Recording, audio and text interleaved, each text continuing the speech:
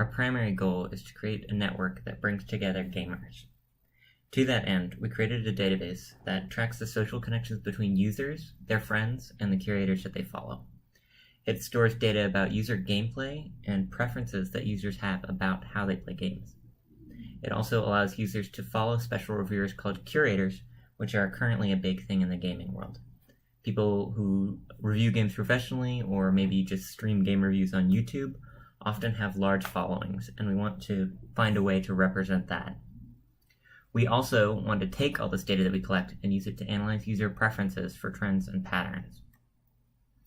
While we provide a valuable service to gamers, we're really interested in the data that we collect and how it can be used by us and by game developers. So, to that end, we can suggest games that a user might enjoy based on the user's library and the games played by others in their social circle. Also, we want to make friend suggestions for the user based on common interests, mutual friends, and potentially on location. We also want to allow users to review games, creators, and curators, so that they know what they're going to get when they buy a game, when they follow a curator, or when they buy a game from a particular creator. Finally, our service to developers is to allow them to gain insight into how players play their game. We can do interesting things by tracking player progress and playtime, such as looking at where players get stuck in a game. Maybe half the players only make it to 50% and then they quit because there's a particularly hard level.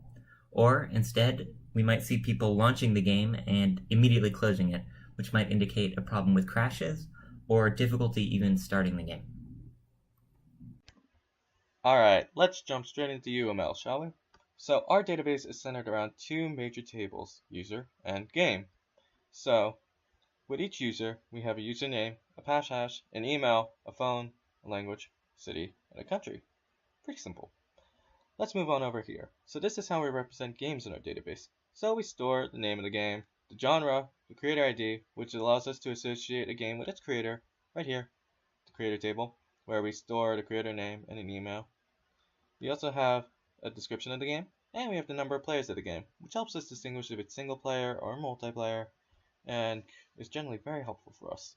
So down here we have DLC. That stands for downloadable content, which has become a major part of the gaming industry nowadays. Not every game has DLC, but it's enough that we wanted to record it in our database. And some games even have multiple DLC, so we figured it was important enough to include. So we have the DLC name, we have the genre, and we have the description. Moving on, let's go into the relations between user and game, because there's a bunch of them. So there's wishlist right here. Wishlist is how we store the games that the user wants, but they don't have at the current moment. And we even have a ranking system in place, so users can be like, I want this game the most. Over here, we have game list. This is what games the user actually does have, and we store what date they obtained them. We thought this might be good for, say, a situation where two users got the same game at relatively similar times. They might want to discuss with each other about the game, and because they might both be new at it, and it would be really fun to talk to someone who's also playing through it and experiencing the game at the same time. Over here we have a user gameplay table. This is how we store the gameplay sessions that a user has. So we have a start time of a session, an end time of a session, and we percent progress field here, which is how we store how far the user's gotten through the game. We rely on the app to provide this percent progress field for us, but it could be based on number of achievements, could be based on a level of the user, could be based on, say, the actual percent progress a game stores, because some games actually do have that mechanism where they store how far someone has gotten through the game. Alright, let's go into the self-relations of users. So we have a friending mechanism in our database, so users can friend each other, and we record what date they actually friended each other on. Down here we have a messaging system as well. We have a time and a text for each message. Moving on, we have curator over here. So you might be wondering, what is curator? Curator is our way of representing users that people might want to follow, say professional reviewers or YouTubers. It's become a major growing trend nowadays, and we want to represent that in a database. So we have curator name and account start date. Not every user has to be a curator, so incomplete coverage right there. But curators are a subclass of users. And so they review games right there, rating, review, associated with a game and a curator. Pretty simple. Except curators aren't the only reviewers in our database. Users are able to submit a number of reviews. They can submit reviews on creators themselves. They could submit reviews on the games themselves. They can also submit reviews of DLC. And there's even a comment system in place, so users can comment on others' reviews.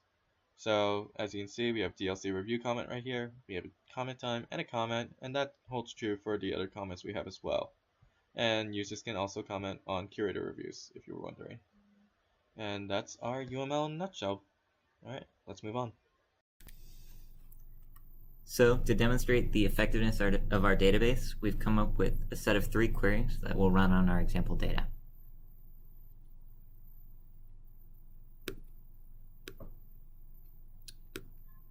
The first query is to list each player and their total playtime for each game that they own. This can be used by users to see how much time that they've invested in each game, or it can be used by game developers to see how long their game takes to complete. So, by taking a look at our example data, we can look at user number 65, who's played games A, B, C, and D, but has played game A by far the most, with 23 hours, 4 minutes, and 50 seconds of playtime. For our second query, we'll be taking a look at each game and the average amount of progress that players have made in it. So taking a look at this, we can see game A, people have only made it 69% of the way through, in contrast to game C, where people have made it 44% of the way through, or game E, where most players have gotten 83% of the way through. This is mostly useful for developers, because if their game is new, they can see how far people are getting into it, or if their game is old, they can see maybe there's a particular level that's hard and people haven't really made it past that one. Finally, we'll take a look at the players for each game who have progressed the furthest. This allows game developers either on new games to look at how far the best player has progressed, if they've maybe collected all the collectibles or beat all the hardest levels, or if a game is old, to let them see where they're getting stuck. So for example, maybe game A is particularly easy, maybe it's been out for a long time, but people have made it all the way through it. In contrast, only the best player of game 5, or the person who's been playing it the longest, has only made it through 62% of the game. So in regards to the assertions that we wanted to implement, we wanted to ensure that any information going to the database, especially regarding reviews, was actually pertinent and not skewed in any sort of way. So our first assertion ensures that any reviewer who wants to review a game must actually own the game. This is just to make sure that no one's putting in reviews that are unreliable because they don't actually have experience with playing the game. Similarly, our second assertion ensures that anyone who wants to review a creator of games actually owns at least one game by that creator. And this is to the same effect as the first one, where we want someone to actually have experience with the owner or the game in question before they write a review for it. And lastly, we want to ensure that any creator who is actually in the database owns a game that's also in the database. And this is to help us make sure that the size of the database does not get too large and there isn't a bunch of extra information in there that doesn't actually have anything important.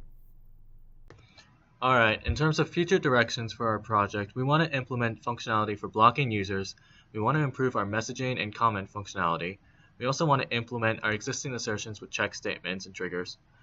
We also want to include a rating system. So, for example, we have an M-rated game like GTA 5. We don't want little kids being able to access the comments or reviews or just accessing anything related with that game in general. So, we also want to store additional data about user gameplay.